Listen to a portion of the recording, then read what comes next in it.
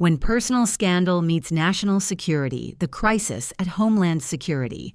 There are institutions in American government where personal drama becomes a national security concern, where the private lives of leaders intersect with their public responsibilities in ways that cannot be separated or ignored.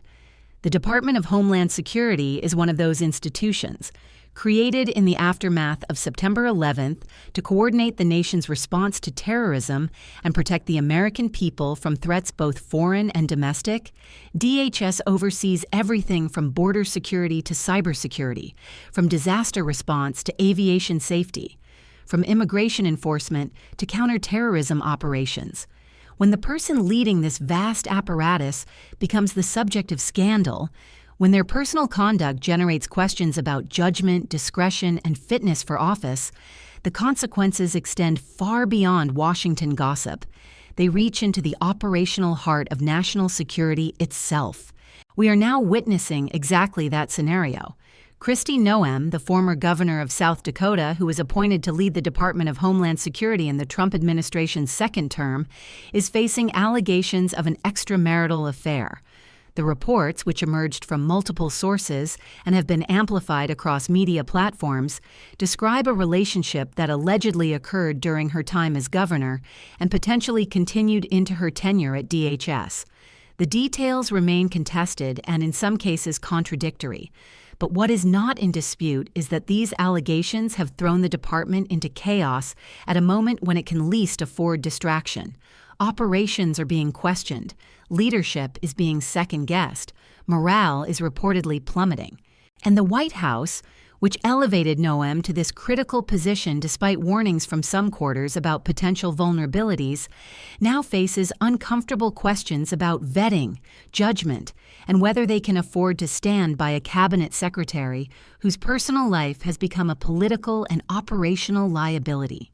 The immediate crisis at DHS is multifaceted. Career officials who have served through multiple administrations, who pride themselves on professionalism and mission focus, are reportedly expressing dismay that the department's public face is now dominated by scandal rather than security. Congressional oversight committees, already skeptical of some of the administration's homeland security policies, are demanding answers. Did Noem disclose this relationship during her confirmation process? Were there any security implications, any potential for compromise or blackmail, any violations of ethics rules or government policies? And most fundamentally, can she continue to effectively lead an agency responsible for protecting the American homeland while managing a personal scandal of this magnitude? The political implications are equally significant. Noem was seen as a rising star in Republican politics, a red state governor who navigated COVID controversies, maintained strong approval among conservatives, and positioned herself as a potential future presidential candidate. Her appointment to DHS was viewed as a reward for loyalty and a platform to raise her national profile even further. Now that trajectory is in jeopardy. The affair allegations, if substantiated, would violate the traditional family values messaging that has been central to her political brand. They would raise questions about her honesty and transparency, given that such a relationship, if it existed, was apparently not disclosed or was actively concealed. And they would complicate her relationship with the evangelical and conservative base that has been crucial to her political success. The story of how we arrived at this moment requires understanding both who Kristi Noem is and what the Department of Homeland Security represents in the American national security architecture. Noem came to national prominence during the COVID pandemic when, as governor of South Dakota, she refused to implement lockdowns or mask mandates, positioning her state as a haven for those opposed to such measures. This made her a hero to libertarian-leaning conservatives and a target for public health advocates who argued her approach cost lives. She navigated that controversy successfully within her political coalition, maintaining strong support in South Dakota and building a national following. Her path to DHS began with her early support for Trump's political comeback. She was among the first prominent governors to endorse him for the Republican nomination and remained loyal through various controversies and legal challenges. When Trump won the election and began assembling his cabinet, Noem was mentioned for multiple positions. Some speculated she might be chosen as vice president. Others thought she was better suited for interior or agriculture, given South Dakota's rural character. Instead, Trump selected her for Homeland Security, a choice that surprised some observers who noted her limited experience with the complex national security and immigration issues that dominate the DHS portfolio. The confirmation process was contentious but ultimately successful. Democrats raised concerns about her lack of relevant experience and questioned whether she understood the scope and sensitivity of the role. Republicans defended her as a strong executive with a proven track record of leadership and someone who shared the president's vision on border security and immigration enforcement. She was confirmed largely along party lines and took office with a mandate to implement the administration's aggressive immigration agenda, expand border wall construction, increase deportations, and enhance cooperation between federal and local law enforcement on immigration matters. From the beginning, her tenure at DHS has been marked by controversy. The immigration policies she has overseen have generated legal challenges, protests, and international criticism. Career staff have reportedly clashed with political appointees over the implementation of certain directives. There have been high-profile resignations from senior positions, and questions have persisted about whether Noem has the depth of knowledge and the managerial skill to effectively run an agency with over 200,000 employees and a budget exceeding $90 billion. These operational and policy controversies were already creating stress within the department. The affair allegations have now added a personal dimension that compounds every existing problem. The specific nature of the allegations varies depending on the source. Some reports describe a relationship with a political consultant or advisor from her time as governor. Others suggest involvement with a DHS official or someone in her current circle. The timeline is also disputed. Some accounts place the relationship entirely in the past, during her governorship, now surfacing because of increased scrutiny of her personal life. Other reports suggest the relationship may have continued after her appointment to DHS, which would raise far more serious concerns about judgment, security clearance implications, and potential conflicts of interest. What is clear is that the allegations did not emerge from official channels. This was not a security review or an inspector general investigation that uncovered problematic conduct. Instead, the story appears to have originated from political opponents, possibly Democratic operatives or critics within her own party who saw an opportunity to damage her credibility. The information was then picked up and amplified by media outlets, particularly those with partisan leanings opposed to the administration. This has led supporters of Noem to characterize the entire episode as a political hit job, an attempt to destroy a successful conservative woman through unsubstantiated rumors about her personal life. The response from Noem and the administration has been cautious and evolving. Initially, there was silence. No denial, no confirmation, no comment. This silence lasted for several days, during which speculation intensified and the story dominated news coverage. Eventually, a carefully worded statement was issued. It did not explicitly deny the affair. Instead, it characterized the reports as based on anonymous sources, questioned the motives of those spreading the allegations, and emphasized Noem's commitment to her duties at DHS. The statement also suggested that scrutiny of her personal life was unfair and inappropriate, part of a pattern of attacks on strong conservative women in positions of power. This response has satisfied almost no one. Those who believe the allegations see the lack of an outright denial as telling. If the reports were completely false, why not say so directly and unequivocally? The carefully parsed language suggests something happened, even if the details are disputed. Meanwhile, Noem's supporters are frustrated by what they see as a weak and defensive posture. They wanted her to fight back more aggressively, to name her accusers, to threaten legal action, to go on offense rather than play defense.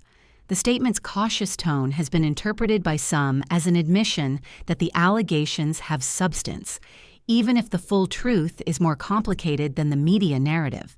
Within DHS, the impact has been immediate and corrosive. Multiple sources describe a department leadership struggling to maintain focus on mission-critical operations while managing the fallout from the scandal. Senior officials are spending time answering questions from congressional staff, from inspector general offices, from ethics lawyers, rather than focusing on counterterrorism, border security, or disaster preparedness. Junior staff report confusion about who is actually in charge of decision-making, whether Noem retains full authority or whether some power has been delegated to deputies as she deals with the personal crisis. And there is growing concern that the distraction at the top is creating vulnerabilities that adversaries could exploit. The national security implications of leadership turmoil at DHS cannot be overstated. This is an agency responsible for preventing terrorist attacks, securing borders, protecting critical infrastructure, responding to natural disasters, and coordinating with state and local partners on a vast array of security challenges. When the secretary is weakened, when her authority is questioned, when her attention is divided, the entire apparatus functions less effectively. Foreign intelligence services and terrorist organizations are constantly probing for weaknesses. A distracted, demoralized, or dysfunctional DHS is exactly the kind of opportunity adversaries seek. Congressional oversight has intensified dramatically. Democrats who opposed Noem from the beginning are calling for hearings, for investigations, for full disclosure of any relationships that might pose security risks or ethics violations. They are demanding to know whether Noem underwent a thorough background check, whether any relationships were disclosed during that process, and whether there are any ongoing security concerns. Some are going further, calling for her resignation or suggesting that impeachment proceedings might be warranted if evidence of misconduct emerges. These calls are politically motivated, no question, but they are also grounded in legitimate concerns about whether someone facing such serious personal allegations can effectively lead a national security agency. Republicans are in a more difficult position. Some have rushed to Noem's defense, characterizing the allegations as a smear campaign and rallying around her as they would any member of their political coalition under attack. Others are more cautious, waiting to see what additional information emerges before committing to a position. A few, particularly those in competitive districts or those with presidential ambitions of their own, are quietly distancing themselves, unwilling to be associated with a scandal that could damage their own reputations. This divided response reflects the broader challenge the party faces when one of its prominent figures becomes mired in controversy. Loyalty and political calculation pull in different directions. The White House response has been similarly complicated. President Trump has a history of standing by embattled cabinet members, at least initially. He values loyalty and dislikes admitting mistakes in personnel decisions. But he is also pragmatic about political costs. If Noem becomes a sustained liability, if the scandal continues to dominate coverage and detract from other priorities, if polling shows it is hurting the administration broadly, he will not hesitate to cut her loose. The question is, when that calculation shifts. For now, the public posture has been supportive, but not effusive. The president has not aggressively defended Noem. He has not attacked her accusers. He has simply indicated that he has confidence in her ability to do the job and that he is monitoring the situation. This lukewarm support suggests he is keeping his options open. Inside DHS, career officials are reportedly divided between those who see an opportunity in Noem's weakness and those who fear the instability it creates. Some senior career staff who have chafed under her leadership view this as a chance to reassert their influence, to slow or block policies they opposed, to outlast a political appointee they never wanted in the first place. Others, particularly those in operational roles focused on the mission, are deeply concerned that the chaos at the top is hampering their ability to do their jobs effectively. When the secretary is consumed by a personal scandal, when her authority is undermined, when morale collapses, it becomes harder to execute even routine functions, let alone respond to crises. The media coverage has been intense and, as with most political scandals, highly polarized. Outlets perceived as left-leaning have covered the story aggressively, devoting significant airtime and column inches to the allegations, interviewing critics, and raising questions about Noem's fitness for office. Conservative media has been more defensive, questioning the sourcing of the allegations, highlighting the lack of definitive proof, and framing the story as an attack on a successful conservative woman by a hostile establishment. This predictable divide means that different segments of the public are receiving very different versions of the story, reinforcing existing partisan views rather than creating a shared understanding of the facts. The legal and ethics questions are complex. If the alleged affair occurred entirely during Noem's time as governor, before she joined the federal government, it may not constitute a violation of any federal ethics rules, though it could still be politically damaging. If the relationship continued after her appointment to DHS, the analysis becomes more complicated. Did it involve a subordinate, which would raise harassment and abuse of power concerns? Did it involve someone with business before the department, creating a conflict of interest? Was it disclosed as required? Were there any security implications? Any possibility that the relationship could be used for blackmail or leverage? These are the questions that ethics lawyers and inspectors general will be investigating, and the answers will determine whether this is merely a political scandal or an actual legal and security problem. The comparison to past cabinet scandals is inevitable. American political history is littered with cabinet secretaries brought down by personal indiscretions, financial improprieties, or ethical lapses. Some resigned quickly, cutting losses before investigations could deepen. Others fought to survive, clinging to office even as their effectiveness evaporated. The outcomes often depended less on the severity of the underlying conduct than on the political calculus of the president and the resilience of the individual. Noem's fate will likely follow a similar pattern. If she can weather the initial storm, if no additional damaging information emerges, if she retains the president's confidence and can demonstrate continued effectiveness in her role, she may survive. But if the drip of revelations continues, if her ability to lead is permanently compromised, if she becomes more of a liability than an asset, her tenure will be short. For Noem personally, this is a defining crisis. She is relatively young in political terms, with what appeared to be a long career ahead of her. National ambitions were within reach. Now, depending on how this resolves, she could emerge permanently damaged, her reputation tarnished, her future prospects limited. Or if the allegations prove overblown, or if she manages the crisis skillfully, she could survive and even benefit from a narrative of persecution and resilience that resonates with conservative audiences. The path forward is uncertain, but the stakes for her personally could not be higher. The institutional damage to DHS is already evident and will take time to repair regardless of how the Noem situation resolves. Trust and morale within large organizations are fragile. Once undermined by scandal and leadership turmoil, they do not quickly recover. Career staff who have weathered multiple administrations and political appointees will remember this period as one of dysfunction and distraction. Partnerships with state and local agencies, with international allies, with private sector stakeholders, all depend on confidence in federal leadership. That confidence has been shaken.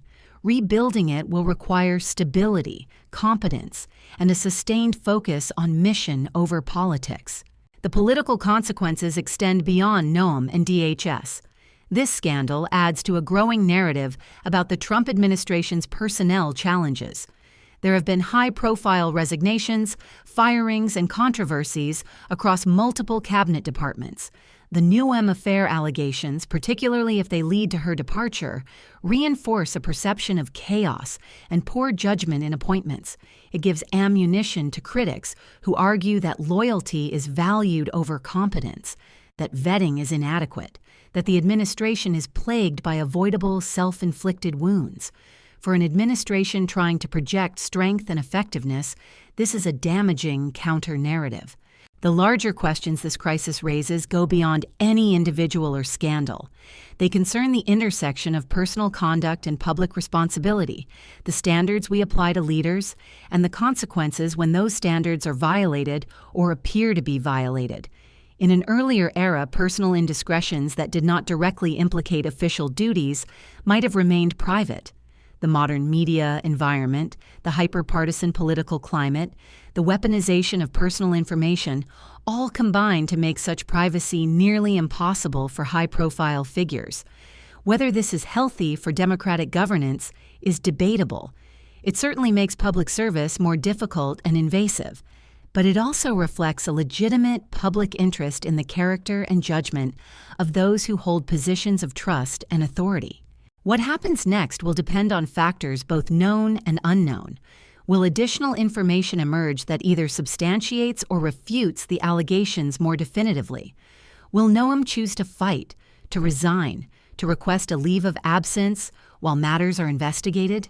Will the president decide that the political cost of keeping her is too high? Will Congress pursue formal investigations that keep the story alive for months? Will DHS experience operational failures or security lapses that can be attributed to the leadership distraction? Each of these developments could shift the trajectory of this crisis in significant ways. For those who work at DHS, particularly those in operational roles far from Washington politics, this entire episode is frustrating and demoralizing. They did not sign up to be part of a political drama. They joined to serve the country, to protect communities, to uphold the law. The fact that their agency is now synonymous with scandal rather than security is profoundly disappointing. They deserve leadership that allows them to focus on their critical missions without the distraction and dysfunction that personal controversy inevitably brings. For the American public, this story is one more data point in a long-running debate about leadership, character, and priorities.